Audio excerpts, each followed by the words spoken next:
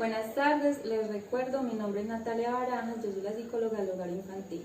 Hoy les quiero hablar de un tema muy importante para todos y es el abuso sexual en niños y niñas.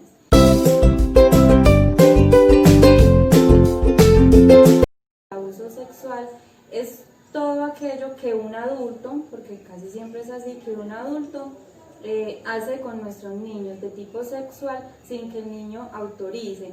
¿Por qué? Porque un niño no tiene la facultad ni el conocimiento, según la edad, de qué está pasando. El abuso sexual se diferencia por varias cosas o se identifican por varios factores. Puede ser abuso sexual, penetración, tocamientos o escenas sexuales que el niño vea o presencie. Les voy a hablar ahora de los indicadores físicos que debemos tener en cuenta para evidenciar si un niño está siendo abusado sexualmente o no. Y también tenemos los indicadores comportamentales. Entonces, dentro de los físicos,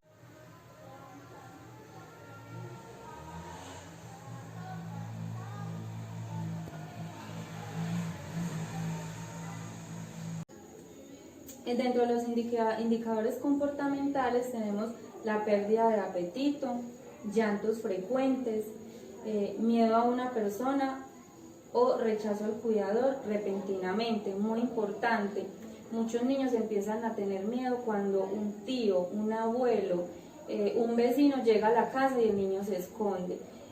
Algunas veces las mamás dicen o el papá dice, ay, mira, mi niño tan tímido, pero ¿qué hay de pronto detrás de eso, cierto? ¿Por qué el niño está teniendo miedo hacia esa persona? Hablamos de que sea en una persona en específico, un familiar en específico, o que yo lo dejo al cuidado del abuelo, la abuela, un tío, y de un momento a otro el niño o la niña dice que no, que con esa persona no se quiere volver a quedar. Entonces eso puede ser un indicador también de abuso sexual. Listo, resistencia a estar desnudos. Cuando a veces los niños los están bañando y ellos no se quieren dejar desnudar, quitar la ropa para bañarlo, también puede ser un indicador. Siente pena o miedo o siente vergüenza a que lo toquen o lo vean desnudo, ¿cierto? Aislamiento social. Los niños, por ejemplo, cuando no quieren salir de su habitación, de un momento a otro, de la noche a la mañana, el niño dice que no quiere ir a la escuela en X lugar, que abusan de él, ¿cierto? De las formas que ya les conté al principio, tocar, penetración o incluso pues masturbándose delante de ellos, haciendo dos personas teniendo el acto sexual delante de los niños. Son muchas cosas las que pasan. Entonces ese aislamiento social repentino también es una alarma.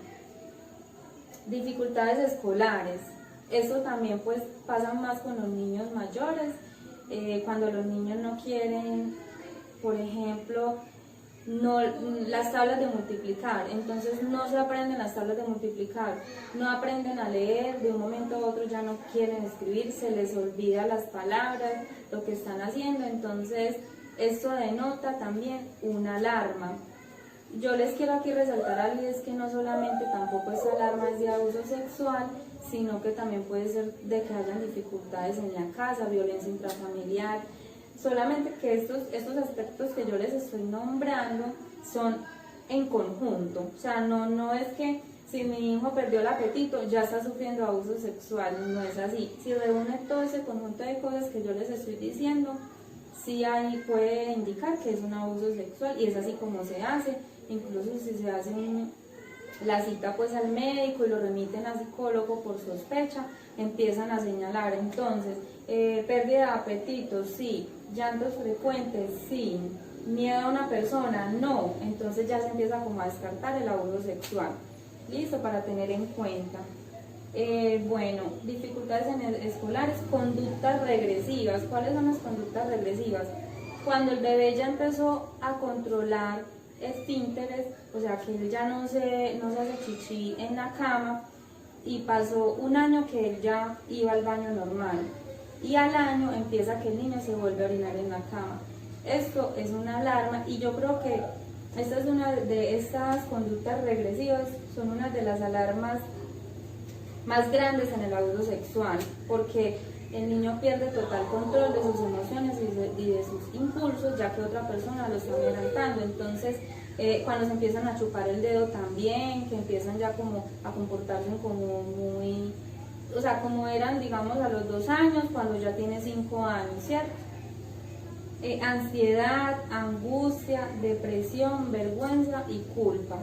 Estos son pues como los indicadores comportamentales. Bueno, tenemos entonces una esfera sexual, que son esos comportamientos de tipo sexual que afectan a los niños y a las niñas. Entonces, rechazo al afecto. Cuando un niño está abusado sexualmente, o una niña o un adolescente tiene rechazo al afecto, o sea, es una persona fría, es un niño frío, una niña que no le gustan los abrazos, que no le gusta que le toquen de pronto el cachete, incluso que no le gusta que lo toquen lo cogen de la mano. Eso puede notar también que hay un abuso sexual. Conductas sexualizadas, ¿qué quiere decir esto? Cuando un niño muy pequeño está teniendo conductas o comportamientos de tipo sexual. Entonces, cuando una niña o un niño de 2 años se masturba y en la cara reflejamos placer, pues refleja placer, perdón, que nosotros miremos que está sintiendo placer, quiere decir que el niño ya ha sentido esto y alguien le tuvo que enseñar, ¿cierto? Que el niño de pronto toque a los demás niños también, les toque sus partes íntimas, los senos, los genitales. Conocimiento sexual, entonces palabras muy utilizadas en los adultos, masturbar, meter el dedito, tocar las tetas, porque los niños utilizan palabras de adultos. Todo ese contenido sexual no es usual en los niños y en las niñas. Interés exagerado por la sexualidad. Vamos a ver vamos a ver un video pornográfico, no sé, invitaciones que hacen los niños de la parte sexual que son muy extrañas, muy inusuales. Agresión sexual, como les decía ahorita, que el niño haga, replique todo lo que ha sentido, lo que le hacen a él en otros niños o en otras niñas. Lenguaje o contenido sexual también, confusión en una orientación sexual, ya eso es como más en los adolescentes y no en todos los casos pasa esto, pero sí suele pasar que de pronto, vamos a poner ejemplo con género masculino, le gustan las mujeres, pero siente atracción por los hombres y se confunde. ¿Qué quiere decir esto? Que de pronto fue abusado por un hombre en su infancia y como siente esa atracción porque su primer contacto sexual fue con un hombre, tiene esa dificultad para reconocer o saber o entenderse a él mismo que con quién quiero estar, si con una mujer o con un hombre. El abuso sexual también puede influir en esto. Hay muchas discusiones sobre la orientación sexual, pero puede influir este tema. No en todos los casos, vuelvo y repito, no quiere decir que si una persona es homosexual entonces fue abusada sexualmente, porque no es en todos los casos, lo quiero aclarar. ¿Listo? Bueno, listo. Vamos a pasar entonces a factores de riesgo. ¿Cuáles son esos factores de riesgo para que un niño y una niña sean abusados o un adolescente? Violencia intrafamiliar que se vive en el hogar. ¿Qué pasa cuando hay violencia intrafamiliar en un hogar? La madre no saca el tiempo para cuidar a sus hijos. O sea, es una madre o un padre ausente que están más preocupados por lo que está pasando a nivel de pareja que por lo que pasa de pronto con su hijo. Son esos padres ausentes que salen también, dejan a los niños solos en la casa. Eso es un riesgo para los niños. También esos padres despreocupados que dejan que los niños jueguen en la calle hasta muy tarde. Yo pues he visto que hay niños muy pequeños de 7 años, 6 años jugando en la calle a la 1 de la mañana. Esto representa riesgo, no sabemos qué vecino, no sabemos qué familiar conozca a nuestros niños y aproveche esos momentos para abusar sexualmente, ¿cierto? Entonces la ausencia, el descuido, la poca comunicación que hay entre los padres y los niños. Siempre como padres debemos hablarles a los niños de todos los riesgos que tienen.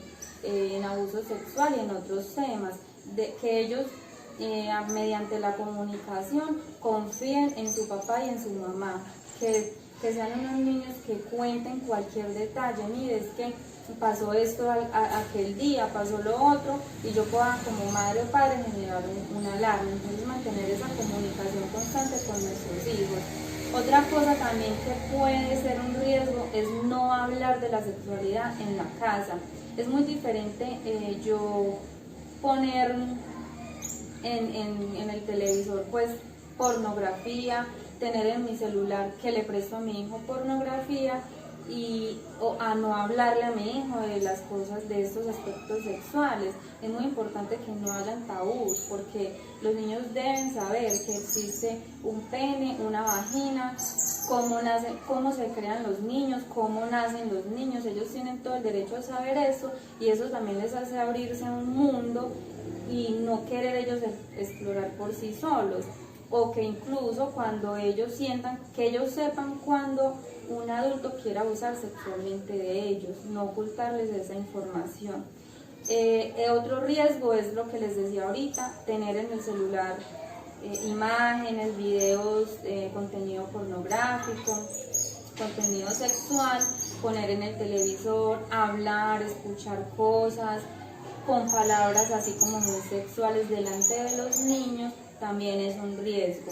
No, yo a las personas que he llamado, pues que he tenido la oportunidad de hacer una orientación porque lo ha solicitado, les he dicho mucho y les recalco, siempre nosotros como adultos debemos tener en cuenta que si hay niños en la casa, qué decimos y cómo actuamos delante de ellos.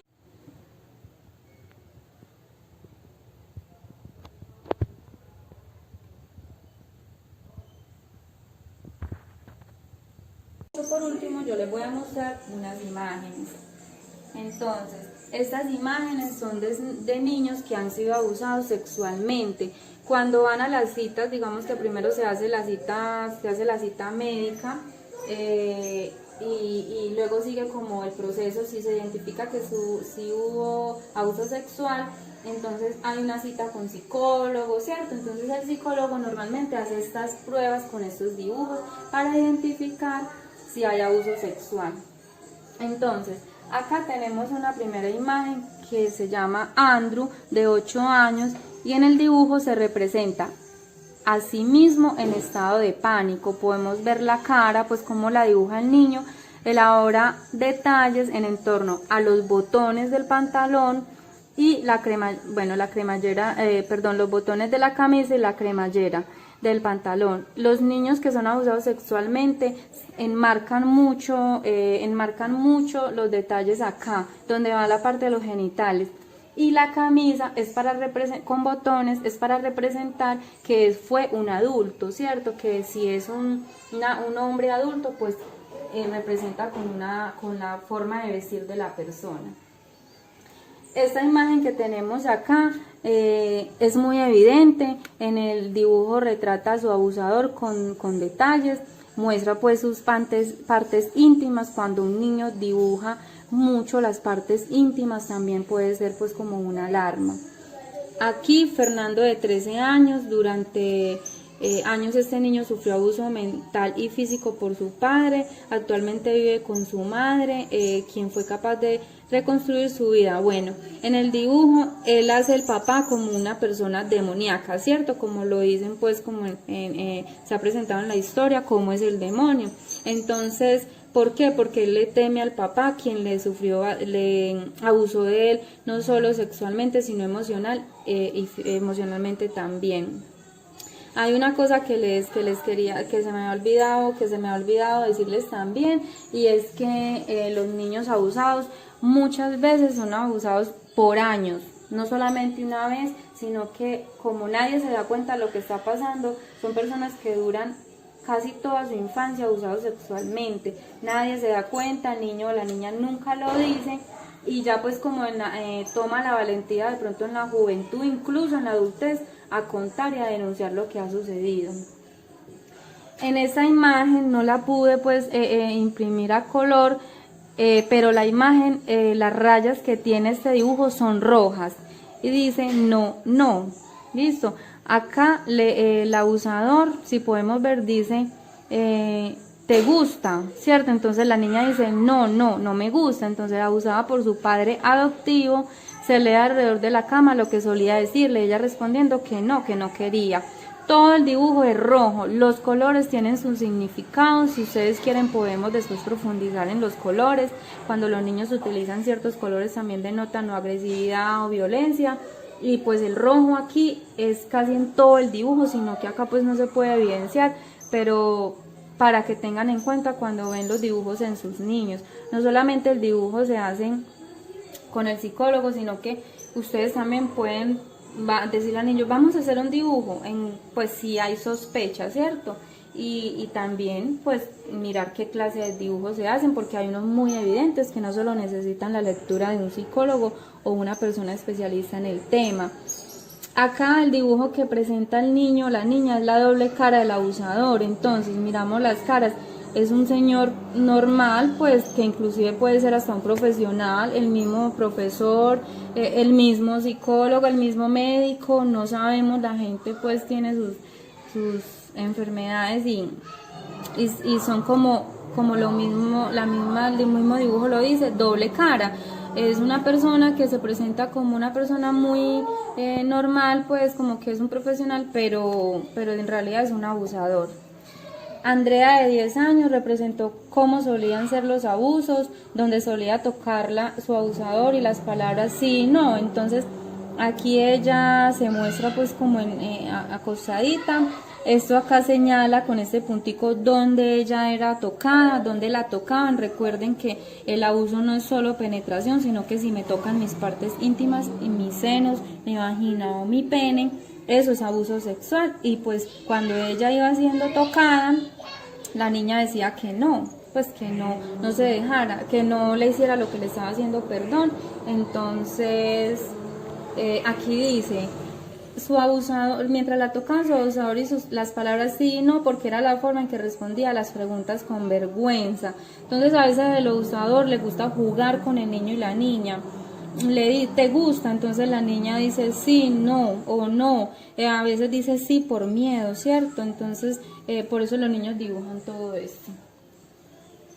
Acá tenemos a David de 8 años, en el dibujo nos muestra a su abusador con los ojos rojos y su órgano sexual, que es este, junto a él escribe palabras que él le decía. Entonces no se entiende muy bien, pero aquí dice comer polla, bueno, palabras sexualizadas, ¿cierto? No sé si aquí dice qué, maricón, parece que dice acá maricón. Bueno, son al mismo tiempo pues le hacía el abuso, violencia emocional. Pues podemos ver pues como la cara del abusador. Aquí Isabel de 8 años se dibujó abajo a la derecha en lo alto de una silla. Entonces ella está en una silla que era donde el abusador la ponía para conseguir abusar de ella. En la parte superior izquierda está su hermano, que vio todo lo que estaba sucediendo. Muchas veces los hermanos mayores ven lo que pasa y tampoco lo cuentan por temor. Entonces cuando hacen este tipo de dibujos los niños, a ellos se les pregunta, porque muchos dibujos no los entendemos.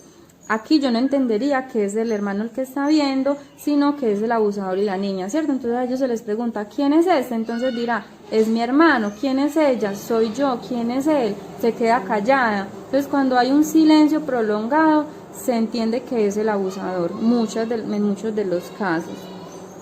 Bueno, acá en este dibujo dibuja a su atacante en una jaula y la llave en la esquina superior derecha, rodeada de espinas para que nadie pueda sacarlo.